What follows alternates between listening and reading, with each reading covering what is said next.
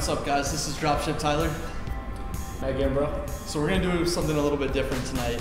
We're gonna play a game of pool, and if Matt loses, then he's gotta answer a question that I have for him. And if I lose, he's gonna ask me a question. Yeah. So we're gonna play a game of pool. I'll rack them, you crack them, and let's get started. Sure.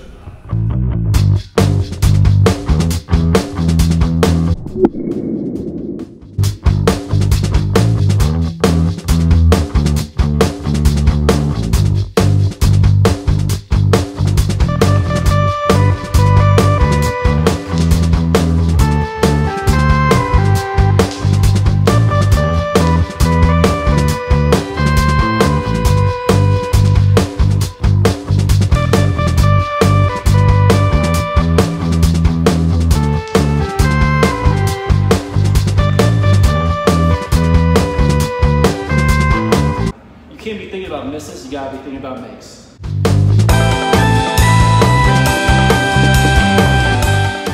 Oh my gosh. Oh no, we got the final ball left. Looks like I may lose. Tough shot though. Alright, What you gonna do, Matt? I'm gonna hit it right in this corner pocket, but yeah. Impossible. I don't know if that's, nothing's impossible, but. Scratching. Pretty impossible. Oh, and he left the easy one for It's too for full, me. though. No, it's kind of too full. All right, guys, this could be game. Can I move the ball out of this pocket? Oh, okay. No, okay, all right. It's full. It's full. You gotta keep it in the box with the balls. Oh, Okay, that was good. That's game.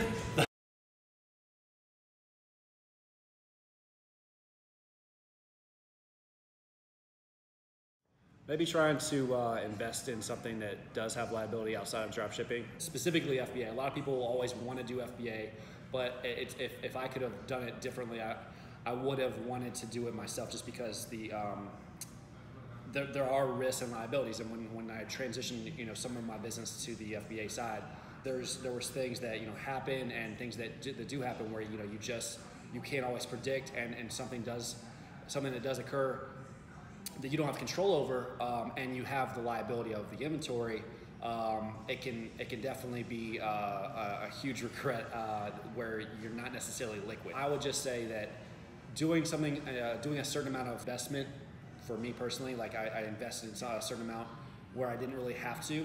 I could have stayed more liquid, or I could have paced myself. And you're talking about FBA from manufacturers, like actual products, not private label, just to clarify. Yeah. So you regret a little bit putting too much into Right, too much into that at one particular time. Definitely don't think that that FBA is something that is a bad thing. It's a great thing, but I definitely wanted to know what I was really getting into before actually taking a big investment like that. So always be smart when you actually do get the money. I've always been very risk management. So looking back, I was just like, when I first started out, every dollar and dime mattered, right? And so when you're making a certain amount of money, it's just like, that's when, and you actually have like income and like actually like a bankroll now, then it's a little bit tough where you have to make a decision, where can I make my money work for me? And FBA, you can do that, and that's the one great thing on the transition, private label and stuff like that. But what I really suggest is know what you're doing, really go through a good training and before you make an investment to that nature, and understand all the softwares, and understand like all the components that do fall into play, and make it. They can hurt you if you don't use them right, but it can really help you if you do use them right. I always say software is a blessing and a curse, because something could go wrong and just mess everything up. So you always have to be cognizant of doing a new business sector.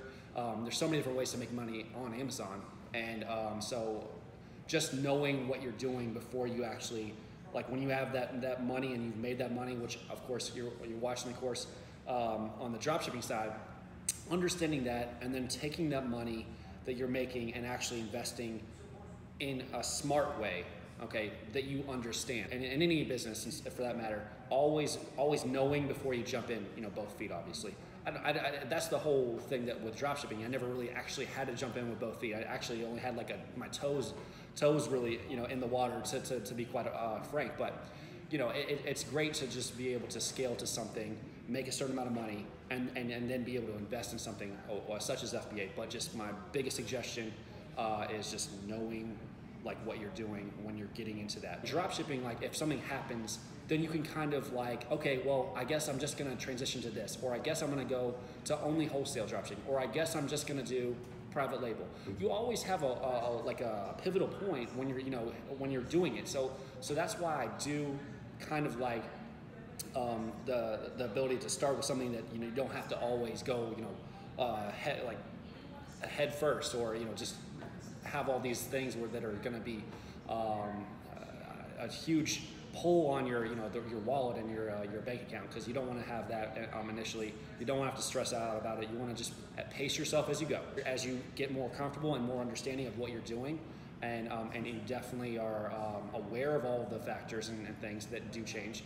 You can take your risks where you can afford to take your risks. That's why. So when I was expanding on dropshipping, I never felt like I was taking a huge risk, right? The only thing I was risking was my time, because I was taking away from shifts that I could have been making money on in serving or bartending. I know everybody wants to always create multiple streams of income, and it's very important to always look to do that, but you do have to make sure that outside of dropshipping and outside of like any form of dropshipping, there's multiple forms, but when you're looking to get multiple streams of income, you always have to know before you invest. And I like to know what I'm investing in, because, you know, just like those sharks always say, like Mark Cuban is just like, I wish I could say that all my investments were successful, but it's you guarantee your success by your ability to understand what you're investing in. I never suggest ever at any point not investing in somebody, even if they're the master, and not knowing what it actually, like what exactly they do, or what exactly is entailed with that. So